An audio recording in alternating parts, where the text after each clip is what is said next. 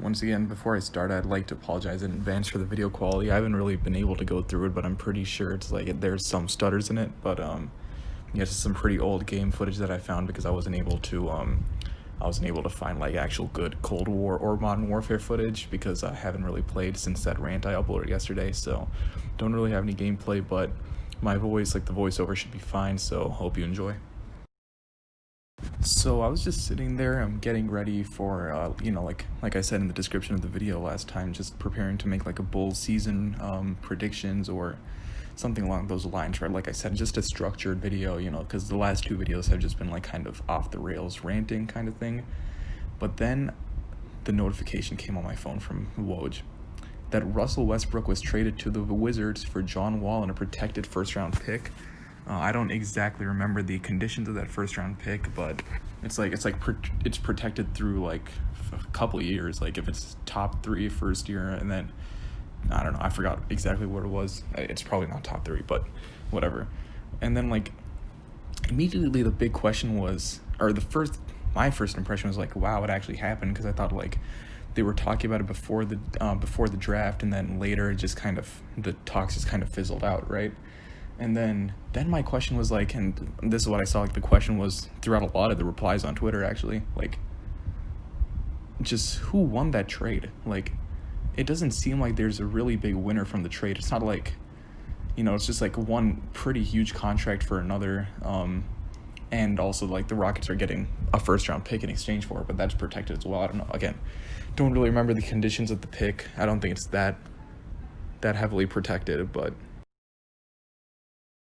yeah, so I just looked it up, and it's a 2023 lottery protected pick, 2024 top 12 protected pick, 2025 top 10 protected pick, 2026 top 8, and then it becomes 2 second rounders. That's according to Shams.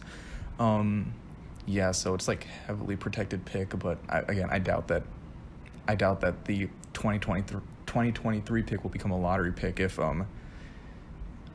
again, it's like a couple of years down the line, right? So it's hard to tell right now, but I doubt, like, as long as Bradley Beal and Russ stay there, and as long as they're both healthy, they should be fine, right? But that's besides the point. But again, the question was who won this trade, and it seems like, in my opinion right now, I genuinely think the Washington Wizards won this pick.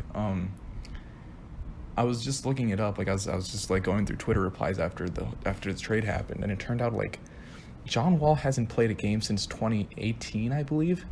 He's like extremely injury prone now, and again, like his contract is huge. Like the thing is, Russ and John Wall have similar contracts, but at least Russ is producing on the field, right? Or on the court. Sorry, this isn't football, but yeah. And then like another problem is though, like people are saying like Russ is gonna be a ball hog for and like just take away ball minutes from Beal, but personally, I don't think that's that much of a problem. Like Russ has been in the league for quite a while now. Like I know for sure. Like I don't know exactly how long, right? Not at the top of the head, but he's pretty much like he's a veteran now, but still like you could call him a veteran, but he's still a performing veteran, right? So he has the experience. Like if he knows that him and Beal will like. If he knows that Beal will perform better, like if he evenly pass it, I feel like Russ will maybe make some adjustment to his game plan to like, include Beal in it. Again, like a lot of the like whole ball hog mentality came from when he was in OKC, like without KD, when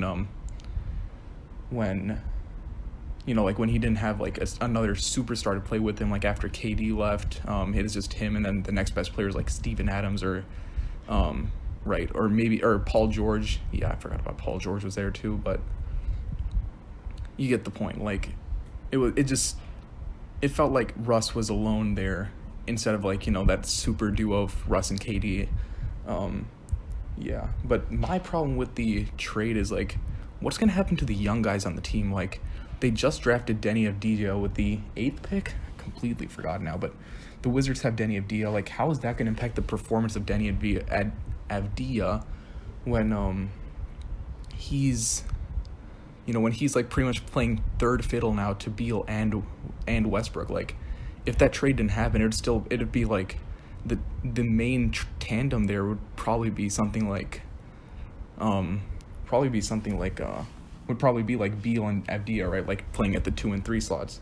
But now it's gonna be Russ and Russ and Beal sharing the ball a lot. That'll take away minutes from Abdia. So that's just something to watch for. I think this trade has a lot of like hidden, I guess not really hidden, but like like a bunch of deeper implications than like may come out at first. And yeah, so that's like my take on the Wizards part of it. And onto the Rockets, like considering Harden gets traded, I don't see a path where like the Rockets will be a dominant team in the West anymore. Like they're I guess their star player, like I'm just gonna like speak on this considering that Harden leaves, because like it seems pretty obvious that he's gonna leave, if not now then sometime during the season, right? I don't think he's gonna do like a contract holdout thing, because this isn't like football where like it's just 60. Yeah, I don't think he's gonna do like a contract holdout or like just refuse to suit up for the team. But like eventually Harden is gonna leave the team, right? Like the fact that he turned down a $50 million a year extension is pretty telling that he does not want to play for the Rockets anymore. So that means that like the Rockets' new like core, I guess, is gonna be, it's just gonna be like Boogie and John Wall, right? They're two good players. Like as long as they stay healthy, they're good players. Like remember a couple years ago when AD and Boogie were together for a few games, like that was an amazing team. Like they were playing I remember like actively cheering for that team when they were at the Pelicans. And then Boogie got injured, then he got released, or he didn't re-sign or whatever. So that's gonna be interesting to see. I don't know. I just feel like without Harden, like without like that star there, like Harden has been like the centerpiece of the Rockets team since he got traded there from OKC, right?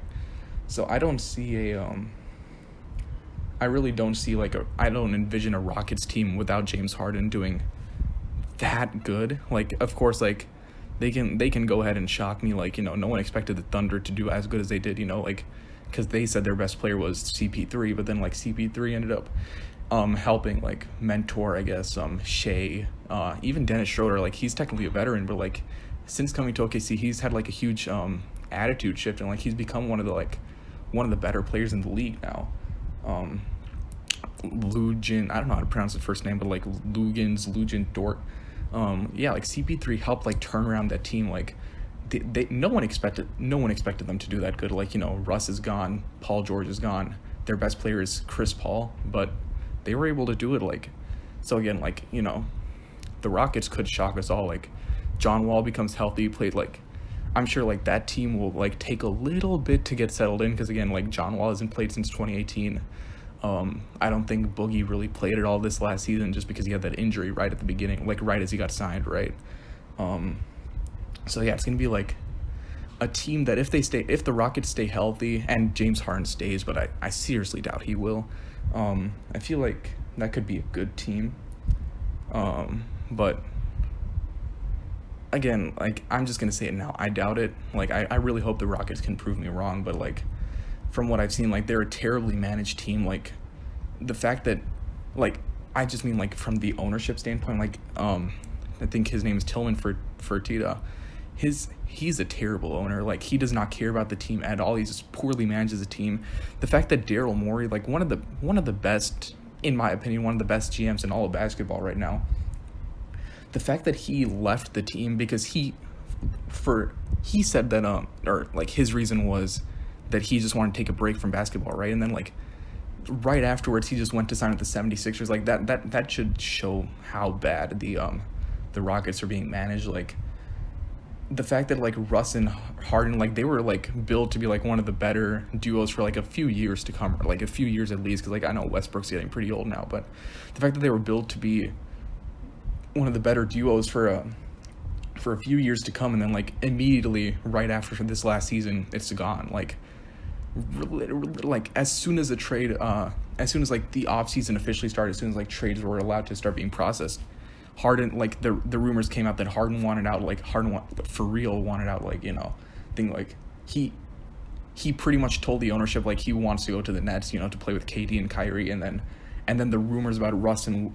John Wall came out, or Russ for John Wall came out. I don't know. It's just, I really don't see who won this trade. Like I think the clear immediate impact right now looks like it might be better for the Wizards. You know, like Beal finally gets a star who hopefully can stay healthy, or Beal gets a star to play with who can hopefully stay healthy. Like, I genuinely think the Wizards could like make a push for the 8 seed. It'll like the East is going to be like actually kind of competitive this year, but not like competitive like the West is, but like, you know, like the top few teams will be competitive, like the Celtics, Raptors, all those teams, right?